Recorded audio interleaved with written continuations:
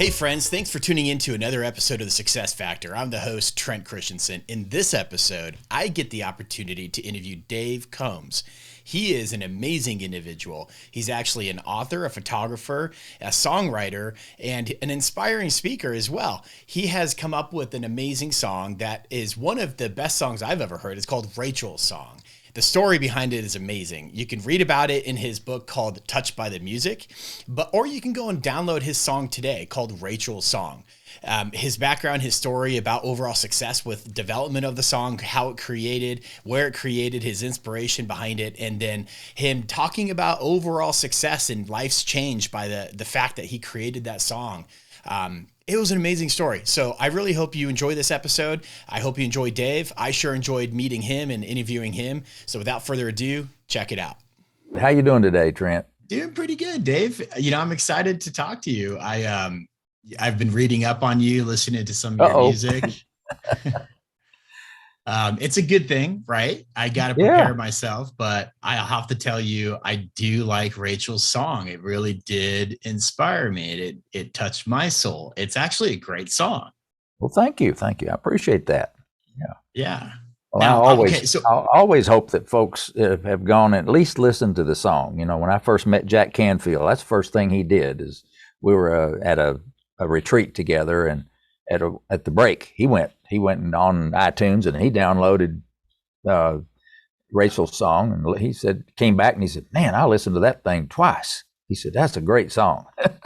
So that was the beginning of my friendship with Jack Canfield, who later wrote the foreword to my book. That is really cool. It's a great song. I think you were highly inspired to write it. It has a really good melody, a really good kind of inspiring message and tone to it. And so my first question is, and maybe you can help me answer this or get some perspective on it, but what is it about music that really touches our soul? You know, I've been doing a lot of thinking about that. I've been doing a lot of reading because there's a lot of research into how your physical body, your physiology, your health, your internal systems that run your whole body, your breathing, your heart rate, all blood pressure, all those things that work so marvelously together to keep you alive, all of those seem to be influenced by a lot of external factors.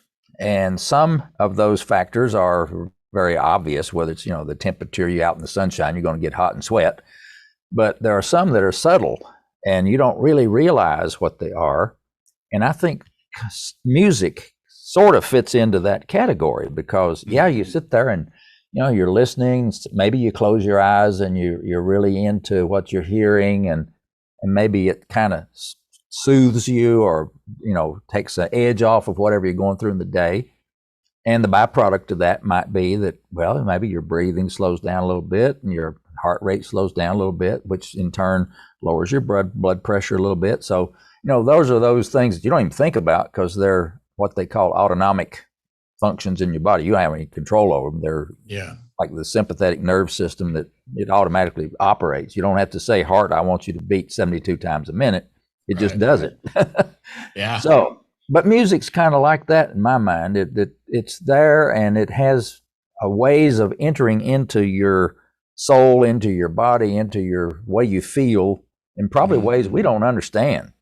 I certainly don't, but I'm just grateful it does because, as you probably read, I've gotten over 50,000 letters from people over the past 40 years telling me their stories of how my music touched their lives. And, we go through those. In fact, Linda and I went through them a long time ago and kind of categorized them. Man, it was a long list of different ways that the music touched people. I had no idea. They didn't know me. All they knew was my music. Like you said, you sat down and maybe you put your headset on to listen to it. That's the best way to kind of isolate yourself so you're only hearing the music. But it does affect people in different ways. And fortunately, I think most of them are very, very beneficial and healthy. I think they're really healthy. And I think it's a key to success too. I mean, my overall podcast is about success, right? And what helps people become successful. And it varies, the interpretation and idea of success greatly by the individual. But the overall, I think success in terms of just life quality, happiness, and motivation, I think music has a huge factor in a play, and it plays a role into someone's ability to really feel happy, grounded, motivated, at peace. You know, I think as you were talking, I was thinking about just the history of mankind. How many natives do we know, or tribes that have ritualistic, you know, songs, drums, beats, or chants that, you know, even monks, think of monks that do chanting. I think an audible sound has a profound influence on our being, because I think it's like celestial. I think it's vibrational. It hits you, you know, it hits your cells at a unique way and level, because our cells are vibrating, and music vibrates and it amplifies those vibrations. And I think it just connects with a different part of your being and your brain that otherwise you don't really tap into that. Yeah, if you think about it, you know, you spent 9 months inside your mother's womb. What were you really, really close to? Now, I know your hearing doesn't develop at you know, I don't even know what at stage a fetus's hearing starts to develop, but it's obviously before they're actually born. There is they hear things, but that the baby is in there about this far from its mother's beating heart. And if you've laid your chest on somebody else when their heart's beating, you can hear the thump, the thump, the thump. Well, that's a very rhythmic, and I'm obviously to a child, to a baby, probably a very soothing sound. That, you know, that's I'm safe. Nobody's bothering me. I'm right here with my mother, and I'm being fed through this umbilical cord. You know, all is well. And so, you know, that's a very beginning of a hearing of and maybe even before hearing, feeling the rhythm of the heartbeat through your mother. That I was thinking about that the other day. It's I think that has some beginnings of our the effect of music on us. Yeah, absolutely. It definitely does. And, you know, you're also feeling from a fetus perspective, you're feeling the vibrations of speaking, of music and sound that are coming from around the environment and impacting you at the fetus level. And not to mention just the heart too. I mean, the heart, in addition to that, it's probably one of Sure. the biggest things that you're used to. But it's interesting because I read a book. It was last year. It was written by Oprah and some doctor. I forgot the name, but the book is called "What Happened to You." The doctor did most of the writing, I think, or most of the audible version of it. Oprah had some things to say, but he had concluded like a decade or more of research around the development of the brain and how your connections, neurological connections, happen from a fetus perspective all the way up until you're in your 20s, and the rate in which those connections fire or occur from infancy or fetus age all the way up into your 20s, it slows down. But when you're in the womb, the fetus age, you are making these connections at like millions of sequences per second or something. It's astronomical. And so I think from a neurological development perspective, music, harmonization, and vibration and sound has a profound influence into the development of your being. And it probably has a subconscious component too. But either way, it works. It's effective. It doesn't matter the science behind it. We just know that it's powerful. And also there's a spiritual component too. And your song hit a lot of people spiritually. It did. Yes. A lot. You got a lot of letters too. Yeah. And it made me think of a song when my grandmother died when I was 21. I was really close to my grandmother, and she died. And at her funeral, this lady sang a song in front of the group and everyone attending. It was called "Come Thou Font." I don't know if you've heard of that. I think it's like a Christian. Okay. And every time, like, I hear that song, it takes me back to that place, that emotional state, that feeling, and it helps me connect with her in a weird way. But I think music has a way of drawing out the spiritual connectiveness with angels or God, or, maybe even life before earth or something like that. And I think your Rachel song has that profound influence and ability, like many others do. And it's interesting. And I think it's like divine. I agree.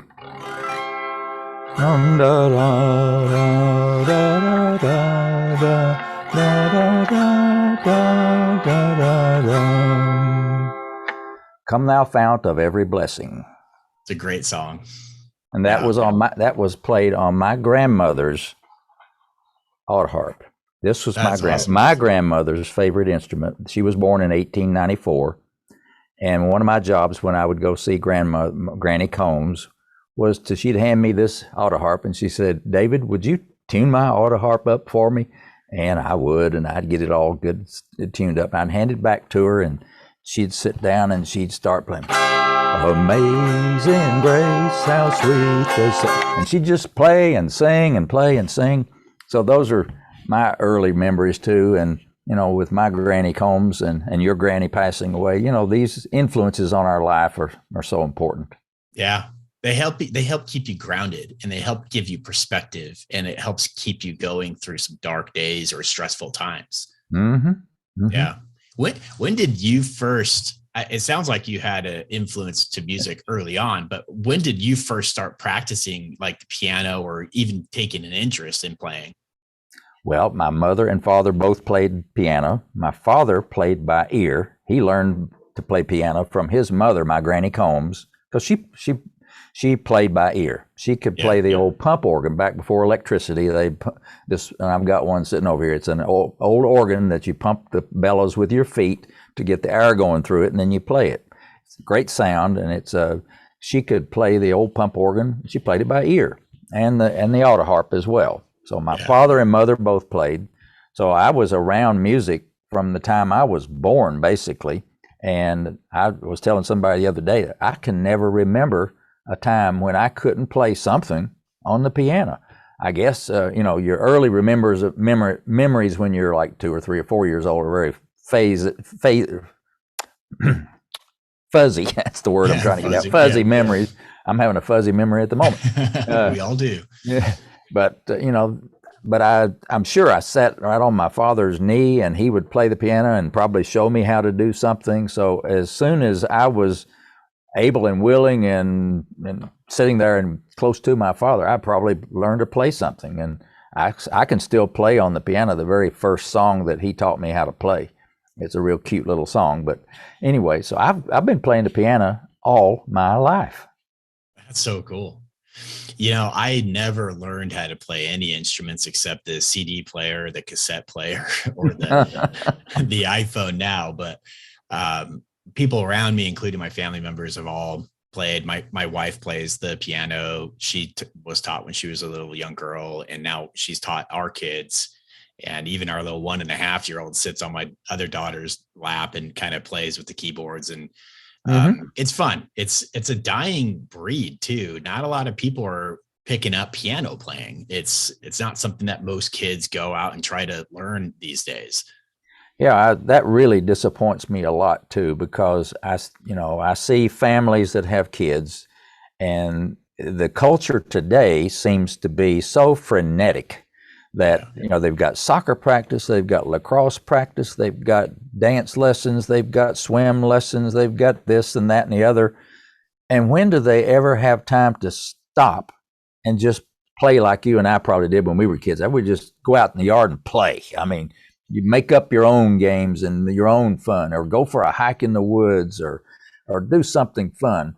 These kids are so structured. I don't know how the parents keep up with it. They need to have a full-time person following them around with a calendar. I mean, they've got to schedule everybody to be someplace at a certain time. And piano lessons or violin lessons or music lessons or singing lessons, anything like that just seems to be way in the back of somebody's priority these days. And I'm afraid that when those young people get to be our age, they're going to look back and say, well, all those hours I spent on the soccer field, soccer just doesn't do it for me right now. I sure wish I had a good hobby, man, I'd love to be able to play the piano like that. Well, by golly, you missed your opportunity. The society kind of puts you in a box that puts you on a path that it's not the path that you really should be on. I think parents need to take control of their families again and put some really artistic fun into their lives and insist that they do that, because they may go kicking this, oh, my buddies are all out doing this or that and the other. Well, that's right, but 40 years from now, you'll thank me for having you take these piano lessons or whatever lessons, music or art or whatever it is you take.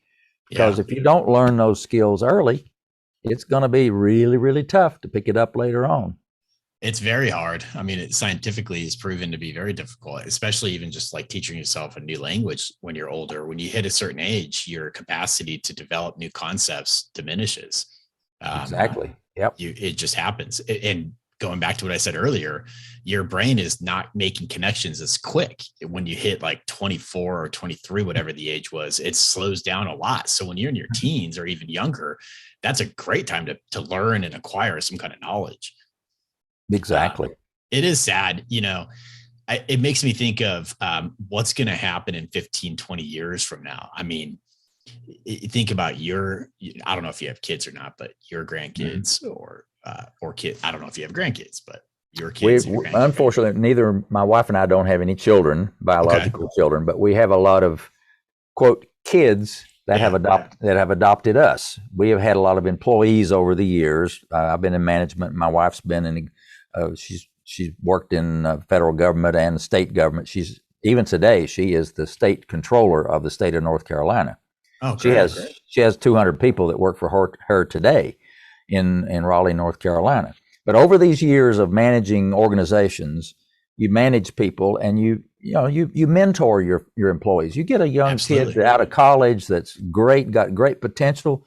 You kind of take that young kid out under your wing and teach them some things. And we've got probably 30 or 40 of those kind of young people who now have children of their own. We keep up with those. We call them our kids. And so, we don't have any biological kids, but we sure got a boatload of kids that we love. I could tell you do. You have a good, fatherly teacher, mentor, grandfather persona about you where you care about connecting and teaching other people. I think that's a really good attribute. I worry about where society is going. I mean, because we're all distracted, or the kids are distracted by these phones and by, TV. And you bring up a good point. Even when I was a kid, and I'm only 41, but when I was a kid, we didn't have cell phones, right? But you had Mario Brothers on Nintendo that came out. You had, the first computers that were not the first computers, but you had easily accessible computers where you can go play video games then. But I still went out and played, right? I mean, I still went out with the neighborhood buddies and did things outdoor. I don't see it at all these days where kids go out. It's very far and few between. And that's got to have some influence on, the future generations. It has to. We about wore the grass out of our big yard. Well, we called it the big yard at our house when I was growing up. The kids would come by and we'd pick up football. I mean, we just, it was 2-on-3 or 3-on-3, however many showed up, we'd have a little tag football game and those kind of things were just, that's just the way we lived. We didn't have the electronics that we're tethered to today. Yeah, it is interesting. Have you heard of, there are some studies done on the frequency, what is it, 438 hertz, I think, 452. I got to look it up now, but they call it like the chakra or energy healing frequency. And there's a lot of music and sounds and soundtracks that have come out as a result of that study or some of those scientific understandings. And I'm wondering if you've ever heard of that and if you've ever considered composing Rachel's song around these type of frequencies to see what kind of added effect that would have on listeners to the already amazing song it is. Well, I have heard of it. I haven't really looked into it very much, so I can't say that I've explored it changing anything. Now I do. This is funny. There's a thing, you've heard of square dancing. Yes. There's a thing called round dancing. It's very similar, but it's it's just done in the round instead of a square, I guess. Yeah, but okay. Round dancing is a thing, and there are older folks that they have round dancing clubs, and they go out and, what is it? There's a famous square dancing song. It was the Virginia something or other. It was a song that had all this choreographed steps that you went through to do the dance. Well, somebody in the round dance crowd decided they wanted to make a round dance and design one, choreograph one around Rachel's song. But really, this round dancing thing is to a very specific tempo. The song of the beat of the song has to be at a certain tempo. Yeah. Well, my Rachel song was a little too slow the way it was recorded. And so I gave this woman permission to re-record by speeding up my song and just enough to get, I know it's crazy.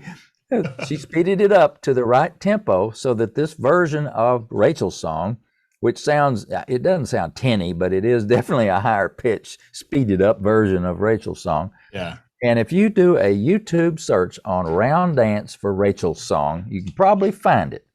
And it's a very pretty dance, very orchestrated with all the turns and all that.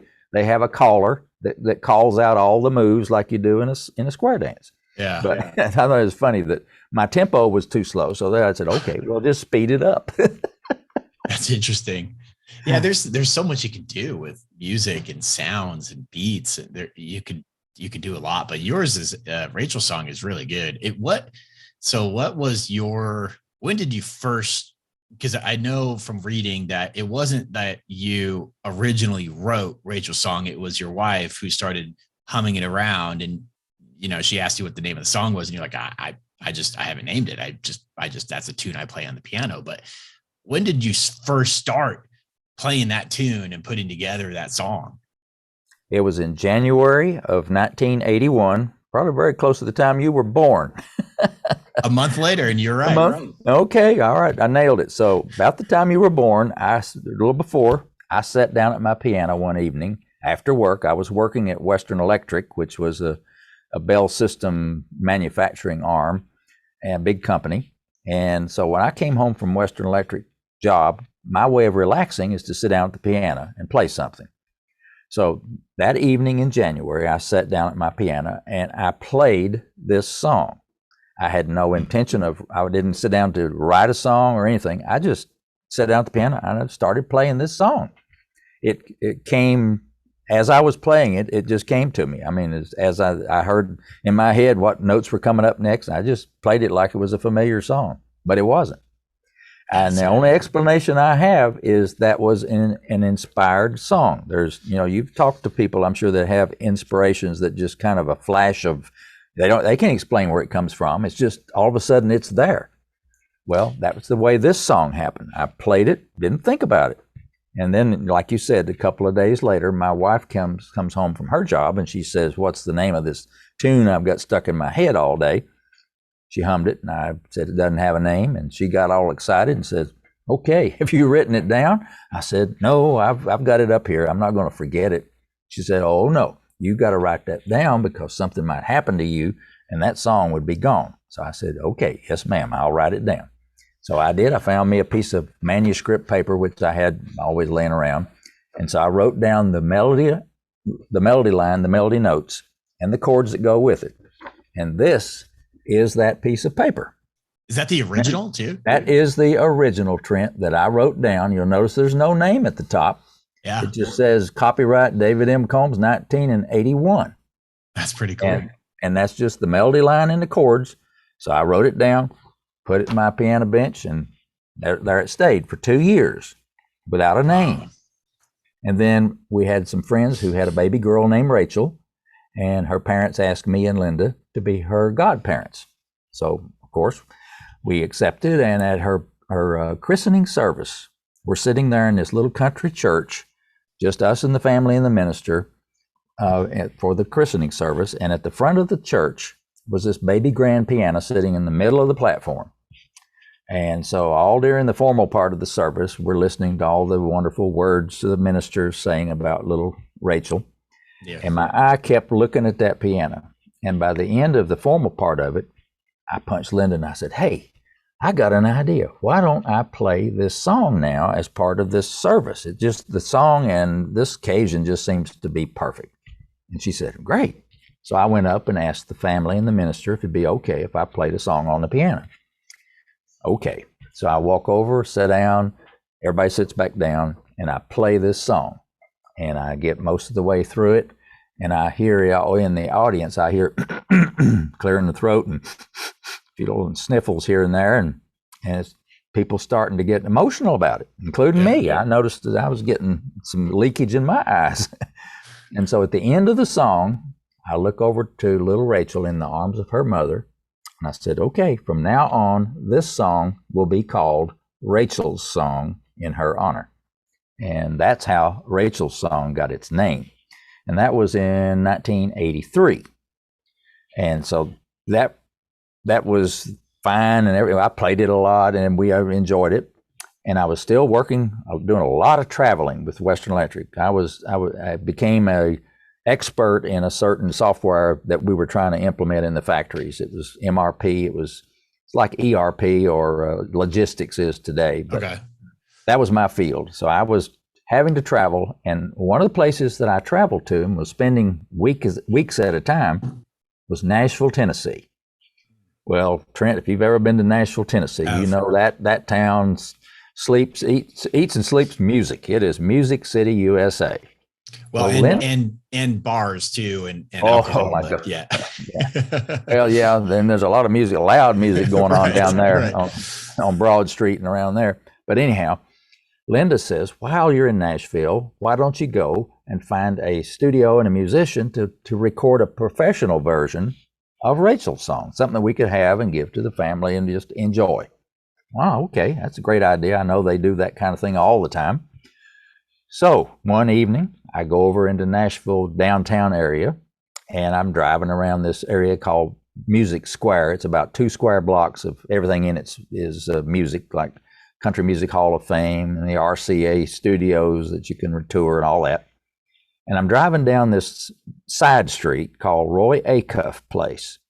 And Roy Acuff was a big, famous, much loved musician in Nashville back in the day, and on the Grand Ole Opry and everything. They named a street after him.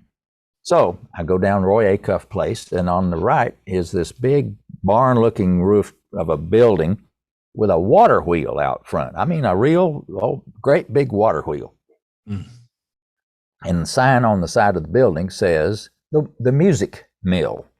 I said, oh, okay. So that's clever. So I pull in the parking lot. Sure enough, I see a man sitting through the glass door in the lobby. And I go over and knock on the door, and he comes, unlocks it, and opens it. And he says, hi, I'm George Clinton. Can I help you? And no, it's not that George Clinton. This is George Clinton, the recording engineer in Nashville. But anyway, I didn't know that at the time. All I knew was he was willing to help me. So I told him I was looking for a studio to get a demo recording made of a song I'd written. He said, well, come on in. I said, well, I've never been in a studio. I appreciate you letting me in. He said, well, there's nobody recording right now. Let me give you a tour. Let's go over into Studio A, the big studio. I said, okay. So we go into this big room where the musicians set up. It's a huge room. You could put an orchestra in this room. I mean, you really could, and it probably had been. And over in the corner was a big 9-foot Steinway concert grand piano. And, it just looked great. And he said, well, let's go over into the room where the recording engineer works, the control room. Yeah. So he opens up this big, I think it's probably about 6 or 8 inches thick, soundproof door. You've probably seen those. You just open them up and you go on in, and first thing I see is this console. you've probably seen pictures of, or you maybe if you've been in a studio, you know, these big recording consoles are got lots of sliders and knobs and switches and lights and cables running every which direction. And I said, wow, this thing was about 8 foot long. I later learned it had about 32 tracks that it could keep up with. Wow. That was a big console. And then around the wall were these digital recording machines and analog machines and this big speaker, they call them monitor speakers on each side of this big glass window where you could look out where the musicians were. Yeah. Really impressive room. I said, golly, George, how much does this place rent for? And he says, $125 an hour plus engineer. I said, whoa. Now, this was 1986. In today's dollar, with inflation since then, it'd be over $500 an hour today. So you can imagine my reaction was, whoa, that's way out of my ballpark. Yeah. So he said, well, Dave, don't worry about it. He said, the fellow who owns this studio owns a little studio across the street in a former rent house. It's a little 2-bedroom house they converted into a studio. It's got a baby grand piano and a tiny little control room that'll do enough to do what you need. I said, oh, that's great. He said, it's $15 an hour. And I said, okay, all right, now that's pretty good. I can do that. So I said, now what I need, George, is I need a musician to play and arrange Rachel's song for me. It's just a simple piano piece. He said, I know just the right person for you. He says his name is Gary Prim. He and I go to church together. We've known each other forever. And he said he's a great piano player. Everybody loves Gary Prim. So I said, okay. Well, he said, let me go back to my desk and I'll look his phone number up for you. So he wrote his number on a piece of paper for me and gave it to me. I got back in my rental car and I hightailed it back to the hotel so I could get on my landline in the hotel and call Gary. Now, some of your audience that are of the younger nature would probably say, well, why didn't you call on the cell phone? Wasn't invented. It wasn't invented quite yet. Too expensive to acquire for most people. That's right. It would have been the size of a walkie-talkie or something anyway. And the internet hadn't been invented either. So I had to go to the hotel, call Gary, which I did, and I got his answering machine. He called me back and he says, this Gary Prim, can I help you? And I said, yep. George Clinton says you'd be the right person to do a demo of a song I've written. And he said, I'd be glad to do that.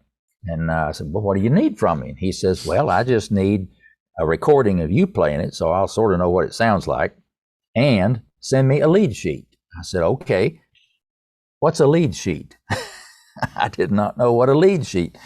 And he said, well, it's just the melody and the chords written out on a piece of paper. I said, oh, I've got that. I just didn't know what to call it. That was that piece of paper I wrote the song on. So yeah, I did have that. Just didn't know it. So I got home, sent Gary the lead sheet and the recording of me playing it. And That's 2 cool. weeks later, on August the 22nd, 1986, on a Friday evening, I was having to work that whole weekend for a software cutover anyway. So on Friday evening at 6 o'clock in Nashville at this tiny little studio across from the Music Mill, at 6 o'clock is when I first met Gary Prim. He and I met there at this little studio to record Rachel's song. And that night changed my life. It's one of those burned in my memory nights. I can still roll the movie in my head anytime I want to. And it was a wonderful occasion. Gary comes in, brings his synthesizer with him and sets it down and goes over to the baby grand piano that's in the studio and starts warming up. And I go into the control room with the recording engineer. And pretty soon Gary's ready to record. So the engineer gets the tape recorder and Gary says, I'm ready. So I push record and he goes, we're rolling. And so we start the recording. Gary gets mostly through the song and he stops. And I thought, uh-oh. And he said, roll it back. He said, I can do better. And we'll just start over. We'll just record it again. So, okay. So we'll rewind and start over. This time he played it all the way through. You've heard the song now. It's the verse and the chorus 3 times. 2 times in the key of C. And then he does something with the songs. Now remember, I've never heard anybody play Rachel's song but me. So I'm not even, this is verse. You haven't even recorded it and played it back to yourself at that point. No, not really. And so what I'm hearing is, for the first time, amazing, because he plays the first verse and chorus twice in the key of C. And as you may recall, he then instantly goes up a half a step raises up to a half a step to the key of C sharp and plays the last part of it. Really dramatic. It kind of builds up there in that middle part, and it kind of I call it a musical surprise, a pleasant musical surprise. It really raises your attention level and energy level up. So he finishes it, plays it perfectly. And as a piano solo, that would have been absolutely perfect as far as I was concerned. And so I'd have been happy to pay me his money, and that'd been it. But Gary says, nope, I've got some plans for this song. I want to really embellish it with some other instrumentation. Okay.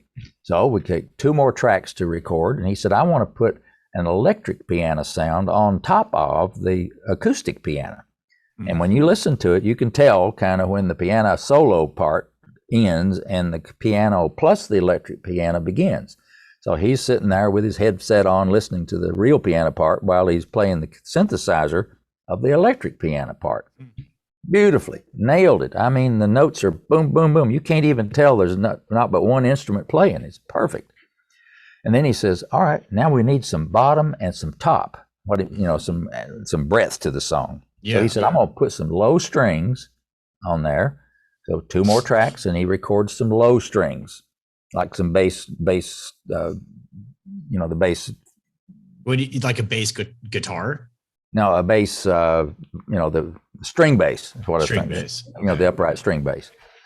He put some of that on there, and then he said, we need some high strings. So I'm going to put some like violins, the high strings. Put the 2 more tracks, put that in there. And then he said, okay, right in the middle of some of this, it needs a little punch. I'm going to put a horn sound in there. And when you listen to it, you'll hear the horn, da da da da. It'll punch some leading into the next part of it. So 2 more tracks. He puts the horn sound on the synthesizer, headphones on, records that. Now he's all finished. He comes into the control room with me and the engineer, and he said, let's listen to it. So we rewind it back and play all the tracks together, kind of balance them out as a preliminary mix of it. He said, okay, I love it. I said, boy, I sure do too. This is absolutely amazing. So he's happy, I'm happy, everybody's happy. So I wrote him his check for the agreed upon fee, and he gets his synthesizer, and out the door he goes, head home. And I had no idea if I'd ever see Gary Prim again in my life or not. But it turns out I would. I went back in the studio over the next 15 years with that young man, Gary Prim, and recorded over 170 new other songs. 120 plus I had written myself.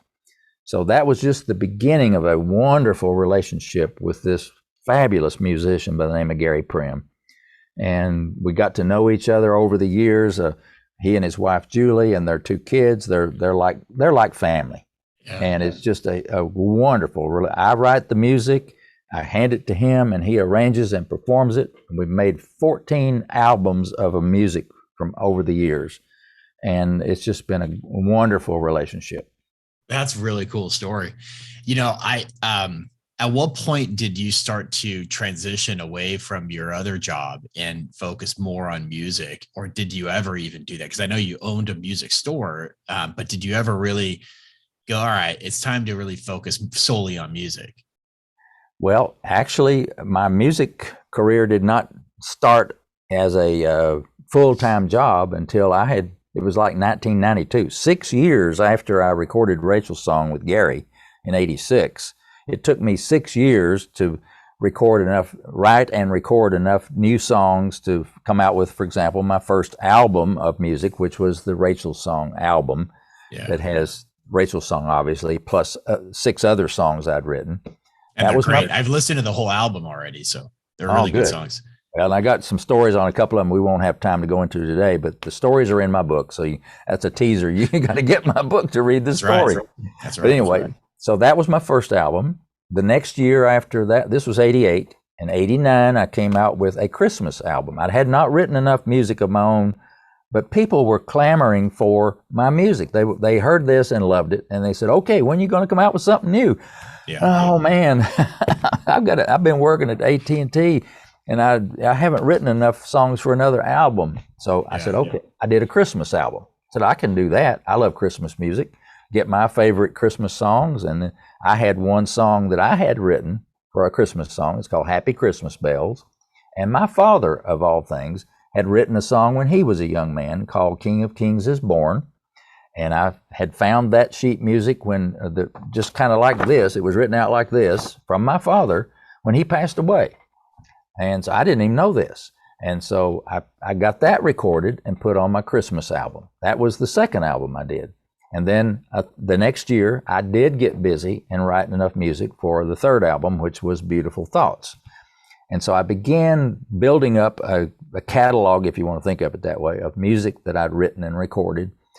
And I began selling my music through gift shops all over the country. I started with one in Old Town Alexandria, and that worked out so well that I searched around, found more, and the more I found, the more it worked. And I eventually had over 1,000 gift shops all over the whole country playing and selling my music. And that was the secret.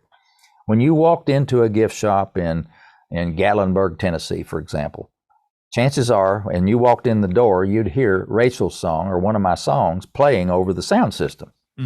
And tourists would say, oh, I like that music. And they'd go over to the checkout counter, and say, do you have that music for sale? And they'd say, oh, sure, it's right here in this little basket right by the cash register. Just there's a tape or a CD. And that's how the music got sold. It's called the play and sell market. Myself and two other musicians created that market channel back in the 80s. We were the only three people in the country doing that.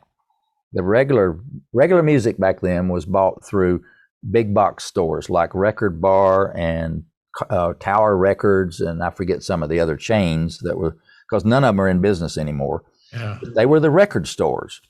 Well, the record stores wouldn't have anything to do with me. They never heard of Dave Combs. They only wanted to sell rock and roll and country and jazz and classical and those kind of genres, which is fine. I like those too, but they weren't interested in an unknown.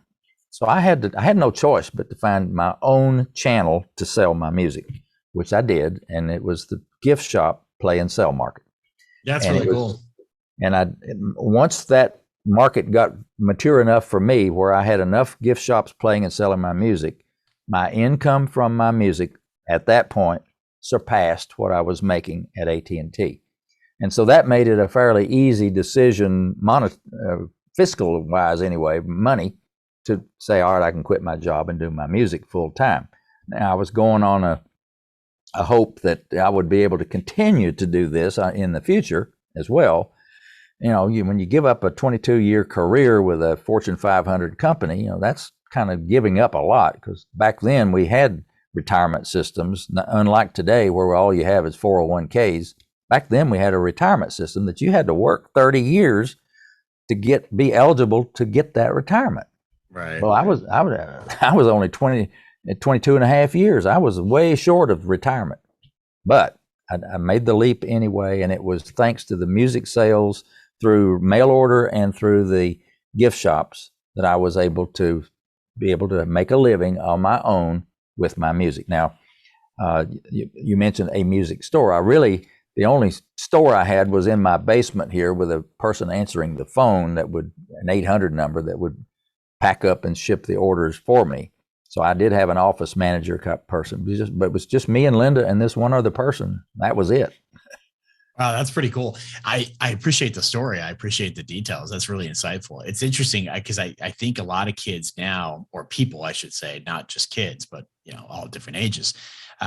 There's so many ways to show your artistic skills and produce your art, right?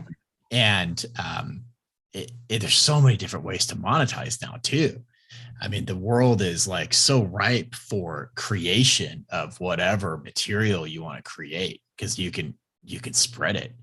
And I guess my question for you is, where would you mentally go to get creative juices flowing to write songs? That's a pretty simple answer for me. It's marching right over to this instrument behind me, sitting on the piano bench, and start playing. I call it having a conversation with the piano. Okay. There's just something, for me, something magic about sitting there and playing anything on the piano. It is such a beautiful sound. I love the sound of it. It just, those chords and the vibrations and the sound just do something for me. And sitting there at the piano is exactly how I wrote all 120 of those songs. I cannot think of any that I sat and made up in my head by itself. Yeah. I always was sitting at the piano, playing and doodling on the keyboard, playing chords, or maybe I'd just play a chord progression, and then I would find one that I really liked, and then just kind of maybe hear a melody that went along with that chord progression in my head, and then I start playing that and work with it.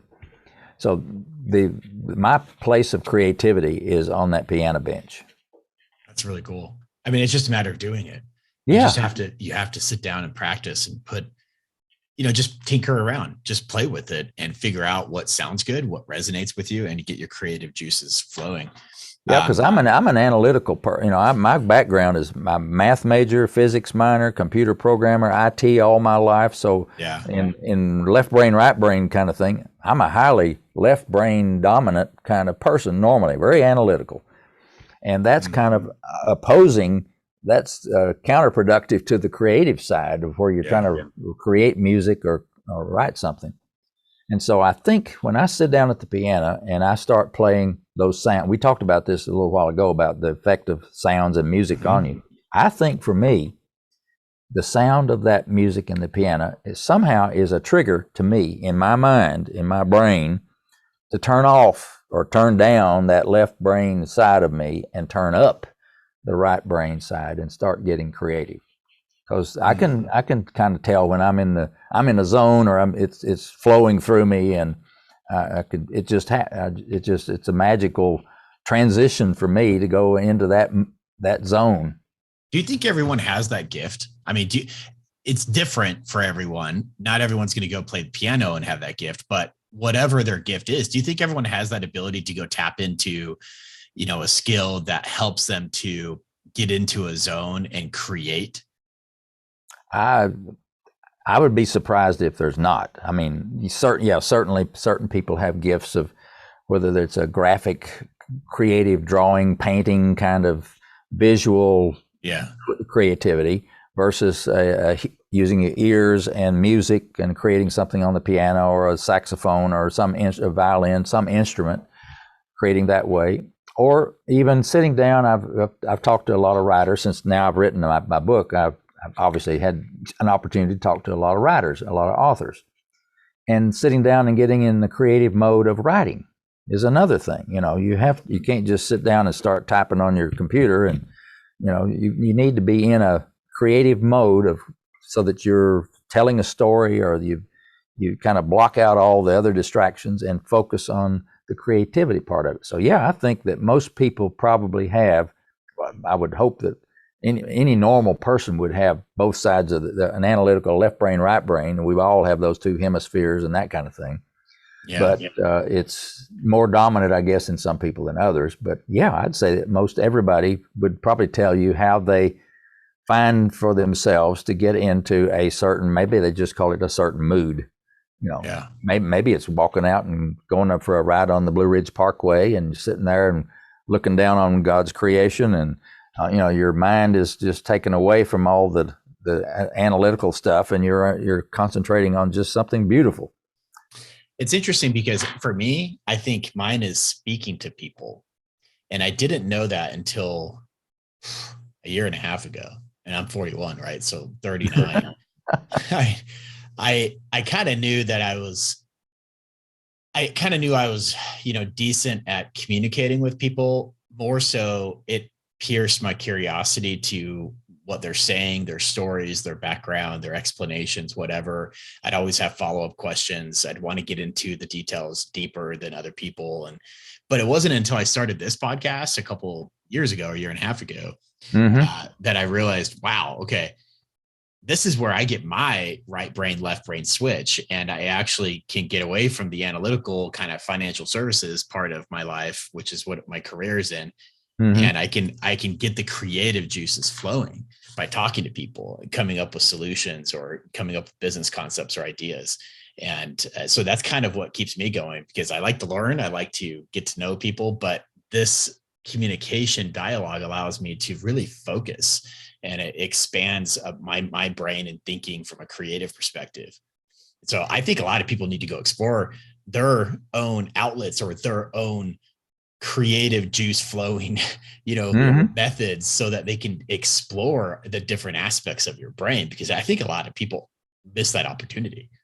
Well, and I frequently tell people that everybody that I know has a gift or multiple gifts. Yeah. And and you may not even know what they are. And part of your job is to discover your gifts. Yeah. Like, I didn't know I could write a song until I wrote one at age 33. And I don't know why it took me that long, but it did. Yeah. And I had an opportunity to take some sculpting lessons from a dear friend of mine. And Erlene King was her name. She was a famous and very gifted sculptress. She taught lessons in sculpting. I took one of her classes, and lo and behold, I found out she said I was pretty good at it. I mean, she liked what I created with my hands in this clay. And I'd never done that before, and it was fun. It was creative. And pencil sketches. I was sitting in a class one time, bored to tears, and I had my pencil on a piece of paper and just doodling around. And I started doing a sketch just from the angle that I was looking at the people in my class and sketching them out.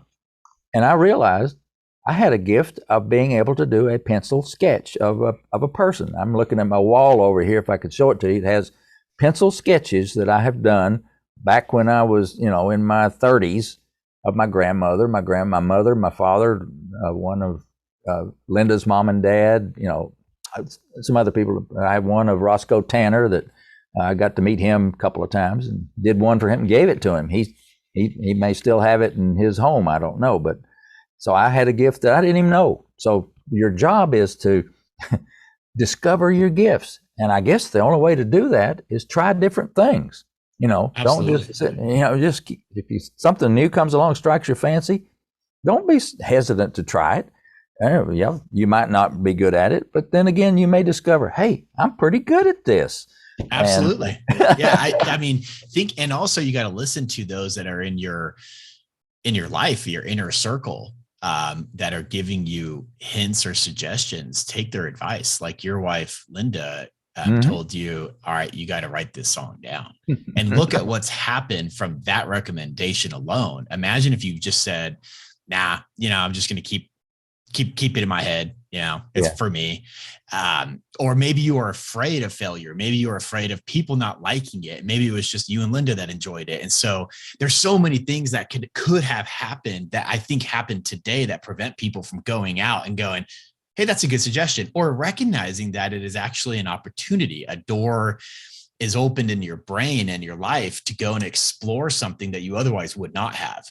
And that happens a lot too. I mean, that happened for me too with this podcast. I actually wasn't sure what I should do. I knew I wanted to go and push myself a little bit further and tap into some abilities to, create and connect with people and fine tune my communication skills. And it was a family member of mine, my brother-in-law. He said, why don't you just start a podcast? I think you'd be good at it. I think you can talk to all kinds of people. Yeah. And I'm like, all right. So I did it. And, I'm so glad I did. And take the suggestions of your family and your friends and your loved ones. They're making the suggestions for a reason. Yeah, that's one of the principles that my friend Jack Canfield writes in his book. I always like to show his book. You may have read it, called The Success Principles by Jack Canfield. It is the Bible on success. If you want to know, it's like it's a good book. When you read this, it is a great book. It's like getting a PhD in entrepreneurship. But one of his main principles in that book is the principle of taking action. Mm-hmm. Nothing happens until you take some action. I told somebody the other day, I said, it's like sitting in the parking lot with your car running and your steering wheel. You're just sitting there turning that steering wheel all day long, all you want to. You're not going anywhere. You're just you're wearing out the bottom of your tires. But only when you're moving forward can you change directions. And you cannot make a decision to go either right or left unless you are moving forward. So the principle is action and movement. So get off your behind and do something. Yeah, you're going to find out, well, that didn't work. Well, that's fine. You just learned one more thing that didn't work. You keep trying. Yeah, and you're totally right from a culture perspective too. Like the company I work for, one of our cultural shifts or cultural mantras is progress over perfection. And the beauty that aligns to what you're saying about that is you don't need to hang yourself up on perfection. You don't need to get it right. You don't need to have it perfect. The right thing and the perfect thing to do is to put forth effort and action. And so make some progress. You just make progress. You take a step at a time, doing whatever you need to do. And that progress will continue you down a momentum and a path, or continue the momentum on that path that will ultimately lead to some knowledge or success. And knowledge is success, but success beyond what you could comprehend. But if you don't put forth any action, you're not making any progress.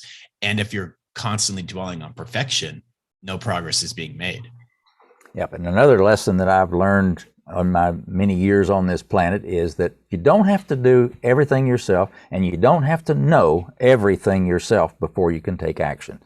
So you need to surround yourself with people. If you don't know how to do this, you find a friend that does know how to do this, and then you team up. You build yourself a team around you that surrounds you with the things that you need to succeed, and then only surround yourself with people that lift you up and move you forward. If somebody's dragging you down, saying as a naysayer and saying you can't do this, you got to find a new friend. Get that one, hand him off to somebody else.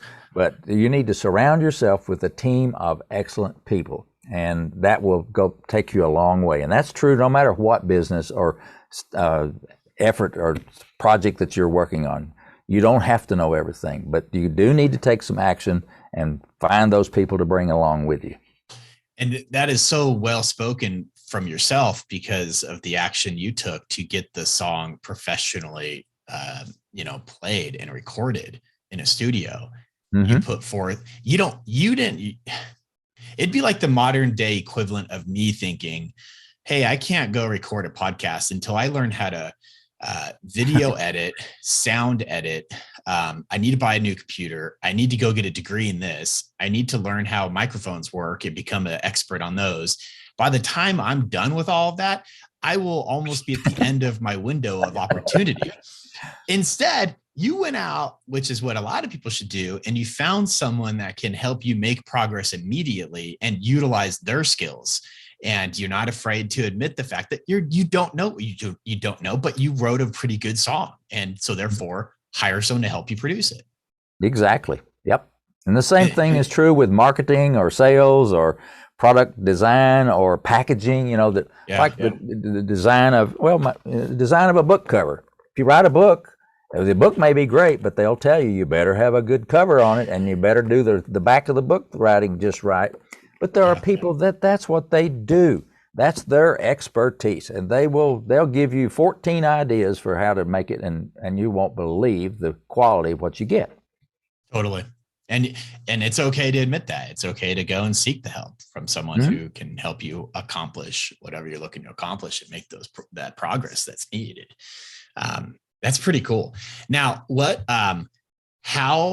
me ask you this question, thinking about your life and, where you're at now and looking back in 1981, 1983, when the song was recorded, but how many times have you been in a kind of dark mental state or dark situational state due to stresses of life where this song has helped you? You go back to it. Maybe you're like, the song doesn't really matter or whatever, but then you go play it and it changes your perspective or helps you get through that dark time period. Have you had any situations like that where this has been helpful?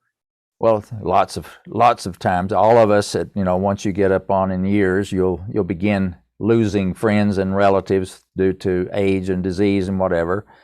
And I guess that's probably some of the most trying and stressful times in your life is when you lose a grandparent or you lose an uncle or an aunt that passes away. And it's going through those grieving times of the roller coaster of emotions that I find that I need to retreat into my music and have it help calm me down and give me a safe place to go and a place to rest my mind from all thinking about trying to obsess on too many negative things and think about more positive things. So there are lots of occasions, and then Lord knows today we have so many things going on in the world, from the war in Ukraine to, in our own country with the rampant inflation that's going on. All these kind of things that are just can be. If you focus on all that, you're probably going to be ready to be put away because it's depressing. But you can't focus on that all the time, or you'll just be a basket case. So music is a good safe harbor place to go and give your mind a rest. Yeah, that's well spoken, because the Lord knows we've got a lot of negativity and it's hitting us everywhere. And it's not just news. It's social media. It's differences of opinions with your friends and family. It's when you go shopping, when you look at your bank account, it's hitting you in every angle. And so now's the time, more so than ever, to find something you could retreat to unplug, and you can rebalance your spirit and your mind. And music is such a good way to do that. Sometimes sometimes I have to go get in my car and blare my music and just go for a short drive just to rebalance my emotions. And it totally works. Well, I think, this day and time, thank goodness we have these, my Apple earbuds. Yeah. And with that wonderful noise canceling feature, you can basically click that on and man, the rest of the world just goes away and you're there with nothing but you and your music. And so that's a real blessing too. I see people out on the Greenway when I like bike riding my bicycle on the Greenway, and I'll see almost everybody coming down the Greenway has got their earbuds in and listening to, I don't know what they're listening to, but probably music. Or maybe it's podcast. It could be your Success Factor podcast. I was going to say, yeah. I'll ask one next time I go by and say, are you listening to Trent on the podcast? If you're not, you should. Hey, I'll take every endorsement I can get. Mine's a pretty young show, so yeah. But it is interesting how the day and age has made it easier to go and unplug too. And I think unplugging doesn't mean go on Facebook or social media and browse, all the perfect lives that other people have. It means to unplug from all those distractions and focus on something positive and uplifting.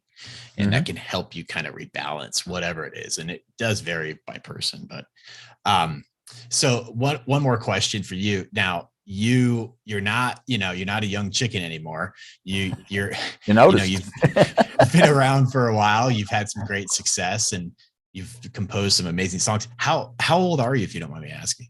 I turned 75 last month. Okay, cool. Yeah, so you're about 19. So you're 41. You're born in 47. 1947. Okay, yeah, my parents were born in 50. So my parents are all basically almost the same age. You could be my son. Oh, I very well could be. And I would have enjoyed being your son because you're a great man. Thank you. So from your perspective, like, where are things going right now? It is without question a really compellingly stressful or interesting time that we have in front of us. But where are things heading, in the next 5 or 10 years from your perspective, based on your experience? I am worried. I think I'm not alone. My wife and I are not alone in that we do not like the direction this country has seemed to be headed away from the wonderful vision that our founding fathers had for this country. I do not understand why some people don't seem to understand that, and I don't want to get into politics because we could be here all day, and I'd probably upset at least half your audience, and the other half would love it. But I'm very concerned. I'm concerned about the direction that our country is taking, and the respect for other people, the respect for our creativity, respect for intellectual property. People just seem to want to be handed everything to them rather than earn it or work for it. there's a lot of things that seem to have gone by the wayside. We've made it a little too easy, I think, on certain generations. And there are going to be some tough lessons, I'm afraid, that we're going to have to go through before we get back. I hope we can get back to a sound footing and a sound direction for this country. But it's going to take some work and it's probably going to take some tough love from the country's perspective to get things back in the right direction. So I'm hoping and praying that happens, and it can't happen soon enough for me. But it's just it's discouraging when I look at our young nephews and nieces that are growing up, and what kind of world are they going to be in when they're in their teens, early teens, and not even teenagers yet. 20 years from now, when I'll be 95 years old, and they'll be into the workforce. What's the world going to look like for them in the United States, and what kind of freedoms are they going to enjoy, and are they even going to appreciate the freedoms that they have and how they came about? This taking away the history of our country and trying to rewrite how things really happened in this country it's really sad that these young people are not getting a sound education, in my opinion. So I worry about that, but I try not to worry. The best thing to do, I think, these days is turn the TV off and don't be obsessed. Don't be obsessed with the news. That'll depress you big time. Yeah, I totally agree with you. I don't watch news at all. It's been years since I've really sat down and listened to a news program consistently. It is just too depressing. It is too much negativity for me, and it messes with you. It really does. Yeah. And unfortunately, a lot of people, I think a lot of senior citizens that are retired that don't have really good, interesting hobbies and things that they do outside of the home, they tend to sit there and have the TV tube on, and they're getting fed that 24 hours a day practically. And, after a while, that has got to be really depressing, and I think it's not good for their health either. So it's absolutely. What let me ask you this then. What do people do to achieve success in their life, to achieve their dreams? What are some tricks or factors that you think people ought to really consider and implement in order to achieve what they're looking for? Well, I think it's number one, they're going to need to unplug from all this negativity that we just talked about.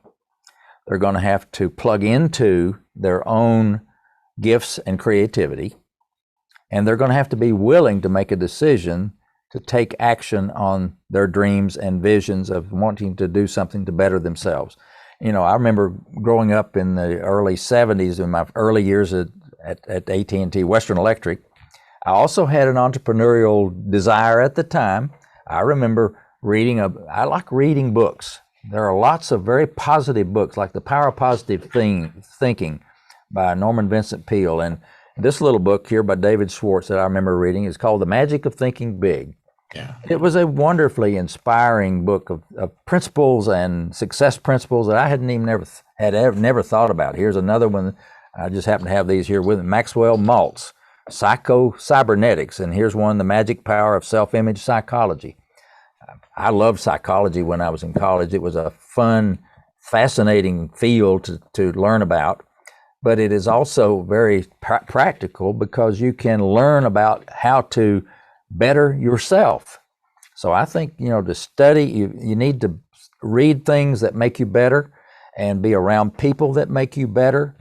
And like I said, find those gifts and take action on them and pursue your dreams. If you want to do something hard enough and you're determined to take and willing to take action, chances are you will accomplish that. It may not be in a time frame it's not going to be like this. Mine wasn't either. Here I am at 75 years old, but I've got 40 years of experience. But before that was another 31 years that I had not written any music. I was just not plodding along, but I was working in a corporate environment. But I did finally find my dream and my purpose of writing and producing music, and I pursued it. So the same thing for anybody. Find it, pursue it, and hone it, fine tune it. Absolutely. And so many people that I've talked to, they don't necessarily hit it big right away. Most don't. Majority don't. I would say 99% don't. Mm-hmm. But most people, actually everyone that I have talked to has made something a labor of love, as they call it, right? It's a hobby, something they're passionate about. And they have put forth the effort consistently against that. And it's later, unknown amount of time, that they achieve success, or they achieve noticeable success. But you have to put forth the effort consistently for a duration of time. And you have to put forth the effort, the energy, the interest, because you desire it, you like it, you crave it, or you're passionate about it. And if you're not, it will fizzle away. You won't continue longer than a few months or years or whatever. You just won't continue it. Yeah, And it's not self-sustaining. You have to provide the energy to make it go. Right, exactly. How long did it take for you to sit back and go, hey, Rachel's song and some of my music is really taken off? It's really like a good amount of people have actually heard this and like it. I'm hearing from quite a few people. How long did it take after you first recorded it in the studio for you to have that realization? It was probably about maybe 3 years, something like that, about 3 or 4 years. And that was a gradual thing when it got played on the radio. And then I realized from the response from one radio station that I needed to do more with it. The radio station manager told me that he'd been in radio for 22 years and he'd never had anything happen like happened with Rachel's song. And he said, Dave Combs, you got to do something with that song on the radio. So I did. To spend a lot of time talking to radio station managers or program directors at radio stations, and asked them if they'd play Rachel's song. I send it to them, and they would. And that began to grow, and that eventually got all over the whole country. And in that process is when I started getting the feedback that affirmed and confirmed to me that my opinions about where this song should go are legitimate, that it was touching people, and I was doing a good thing, and I needed to do more of it. So it was a gradual, but it wouldn't have happened if I hadn't have taken the effort to get it out there in the radio stations to start with. But once it kind of took on a life of its own. Once you get some momentum going, it doesn't take quite as much energy to keep the momentum going as it did to just get it going in the first place. Kind of like taking off an airplane. They got to pull full throttle down the runway. Then once you're up there, you can throttle back and coast. But yeah, you got to put a lot of effort, but it was 2 or 3 years before I really realized that, hey, this is really worth pursuing.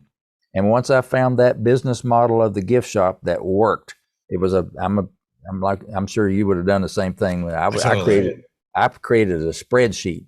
Column one was the model of that gift shop. How many tapes they sold, how many CDs they sold, how much they paid me for them, how much they cost me. The difference is my gross profit. You multiply all that out, the bottom line is my gross profit for that gift shop. And then I said, okay, it is a profitable model. So you need a profitable model if you're going to go into business, right? That's kind of the principle of a franchise. You take a business model and you fine tune it and hone it down to where it's guaranteed to succeed. Almost guaranteed anyway. Yeah. And then, so I got one gift shop, that model, and I said, okay, on my spreadsheet, column 2 is, what if I had one gift shop like that in all 50 states? Just 50. Column 1 times 50 is column 2. Computer calculates it just like that. Bottom line, oh, that's a nice little number at the bottom. Now, what if I had 5 gift shops in all of the 50 states? Just 250 in the whole country. Column 3 was column 1 times 250. And you calculate the number at the bottom. And I said, Linda, come here and look at this number. This number is more than twice what I make today at AT&T.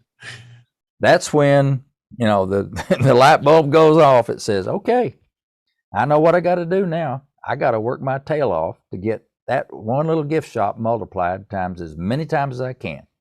And once it gets to a certain number, I'll be making more than I make at work. But I'm not quitting my job until then, because I have my MBA from Wake Forest University, so I'm no dummy on the finance side of things. I want it to work first. Right. But it did. And so like I said, I got over 1,000 gift shops eventually playing and selling my music. And that's, after 6 years of really hard work, I was able to say adios, AT&T. I'll see you later. Dave, that's pretty cool. I think that's a really good approach.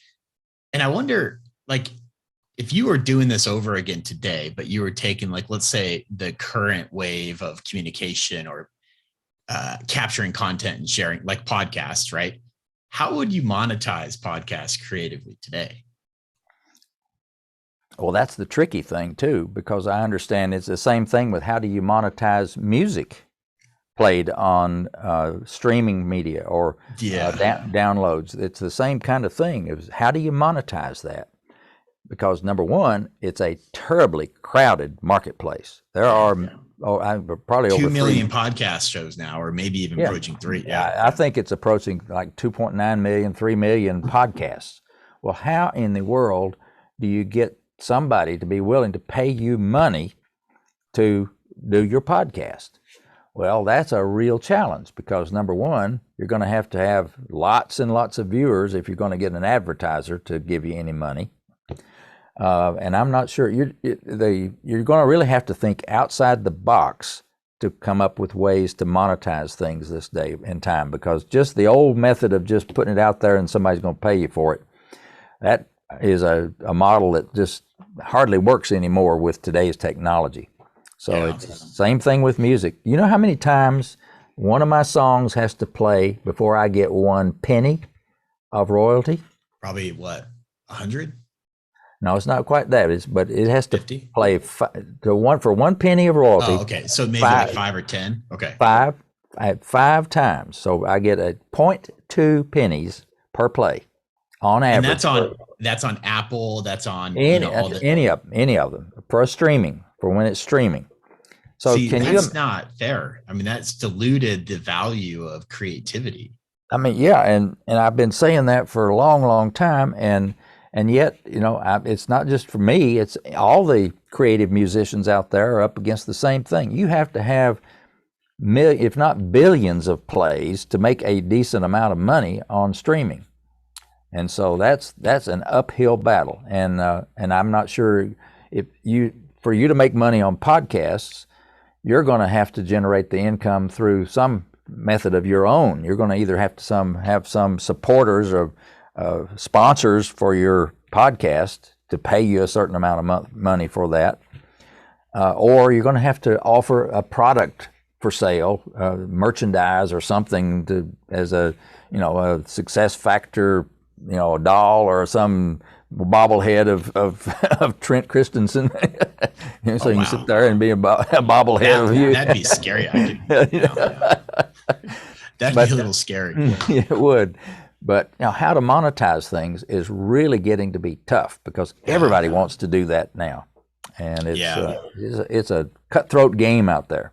So I don't have the answer. If I had the answer to that, I'd probably be out there doing it right now. But my main thing at this point is to just simply tell people about my music, let them go buy it on iTunes if they want to download it, or Amazon, and listen to it on streaming. Yeah, I may have to have 5,000 people listen to it before I get $1 or $2, but I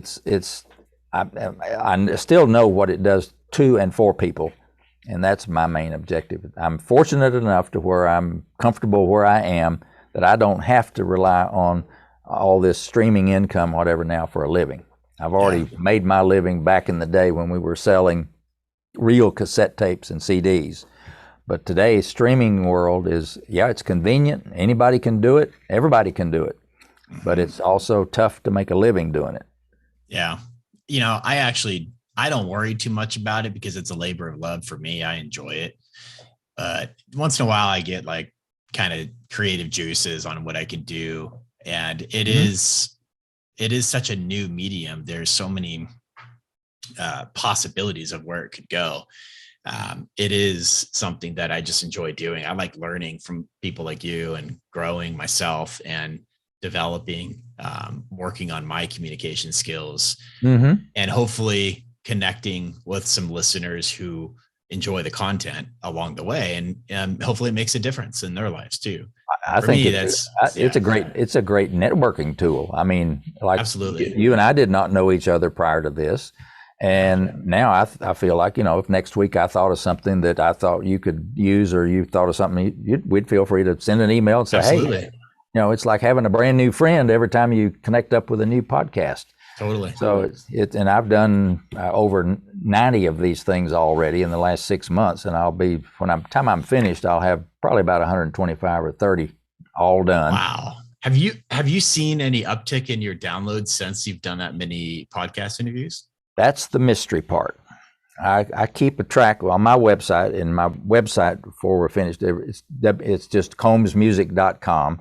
Okay. And when you go to that website, it's where you'll find out about my book and my music and hear Rachel's song. And I have Google Analytics on my website, so I know real time. I can tell how many people are visiting my website. And it is a real puzzle to me, and I've expressed this to a lot of people. I can have a podcast person that says, oh, well, I've got 4,000 people that watch my podcast. Well, I'll look at my uptick on my website visits after the podcast. I may get 10 or 15, something like that. I mean, in the old days, I would have expected the thing to just go boom, like when I wrote this article in Guidepost magazine in 1994. Are you familiar with Guideposts? No. It's a little magazine of great, inspiring stories. It was founded by Norman Vincent Peale. It was one of his creations.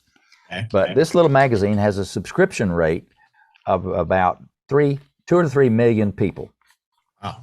Over the years, and it used to be a hard copy like this. It went out in the mail to 2 million people every month. And I have a story that I wrote that went into this magazine called Two-Part Harmony. That's me back before LASIK surgery with my glasses on. Okay. Two-Part Harmony. Well, this in 1994, that magazine, and it was a September issue. In August, when it hit the street, my phone started ringing because in the back of the book they put my address and phone number. Huh. And it said, if you want to know more about Combs and Rachel's song, whatever, get a cassette or CD. Here's his phone number and here's his address. When that hit the street, my phone, my 800 number, started ringing, and Trent, it would not stop. I could put my hand on the receiver and pick it up. Somebody was there. That many, there was, and no telling how many people got a busy signal. When you get something that's exciting about 3 million people to do something, you better get ready, because it's amazing. So, but that was publicity, and something as opposed to, and people just reading about something that they were curious about and wanted to know more about. My mail came in a canvas bag that the mailman could not even pick up about 2 days after this hit the street. Wow. I got over 10,000 letters in less than 2 weeks. I mean, it was unbelievable. But that was the response back then to simple publicity. And publicity is worth 1,000,000 times more than advertising ever thought about being, if you can get a positive publicity written about you. If you get somebody to write a very favorable publicity about you and your podcast, your viewership would just go right through the roof. Now, you could buy ads and everything in the world on Google and Facebook and all the other places, and who knows what would happen, but it wouldn't be anywhere like that. So the world has completely changed, and it is so puzzling to me that as much as I talk about my music on podcasts like yours, and I do 3 or 4 of these a day. This is my second one today. Yesterday I did 3. And I love doing them. They're fun as heck to do. And I enjoy meeting people. But when I go to my analytics, 10, 12, I said, where are their minds? And I think it's because today's people are so distracted. They are in a world that is just here right this minute, and it's an ADD. Everybody's got ADD, I think. Their attention span is about this long, and the next thing they're on to is, I forgot about, I meant to go and check out that Combs music thing, but I can't even remember how to get there now. We are just, I think we're all suffering from this distraction world that we live in right now. your website is combsmusic.com, right? That's right. And then why don't you give us like all of your information? So do you have a podcast yourself? No, I do not. Okay. No podcast. But you sell all of your books on Amazon, right? Well, yes. Two. Mm-hmm. How many of you are in 2 or 3? I just have one book, but I have 14 albums of CDs of music, and I have 11. I found those. Yeah. I have 11 piano music books for those that play the piano. So my products are really the book, which my one book, which is on Amazon. And when you go to my webpage, as you know, it's a very simple one page where the book's on the left, the CD is on the right, and in the middle it says play Rachel's song, and you can actually even download Rachel's song if you want to, the MP3 file. And it's the real deal. It's that original recording, never been remixed, never been remastered. It's what I heard in the studio is what you will hear. Sweet. And my email's at the bottom of my page. And I have other back pages. You can go and see the other podcasts that I've been a guest on and all those kind of things. An interview that Jack Canfield did of me and that kind of thing. But my main page is just combsmusic.com. That's all you got to remember. How did you first meet Jack Canfield? When I first started to think about writing my book, I got to explore all about book writing and what do you need to do. And I found a fellow by the name of Steve Harrison, his company does a lot of coaching and helping people who are authors and help them get their books written. And he is a friend of Jack Canfield's and was one of the people that helped Jack get his Chicken Soup for the Soul series books initially out there. So he and Jack have known each other a long time. So I met Steve through a webinar kind of thing. And then I found out about Jack Canfield and learned that Jack was having a retreat, one of these mastermind retreats, I think he called it, and where he was inviting 17 people to spend 3 days with him. They used to do it in person, but when the pandemic came around, we all did it virtually by Zoom. Spend 3 days with Jack to talk about your book and how to get it written and basically pick his brain about how to make this happen. And so I got to spend 3 days on Zoom, like 10 in the morning to 10 at night. It was like 12-hour days. This was not just a short thing. Yeah. With breaks for lunch and dinner. But I spent 3 days with Jack, and he got to know me. I got to know him. He learned about my music. He loved Rachel's song. He loved the stories that I was telling about the journey of writing music, what we've talked about.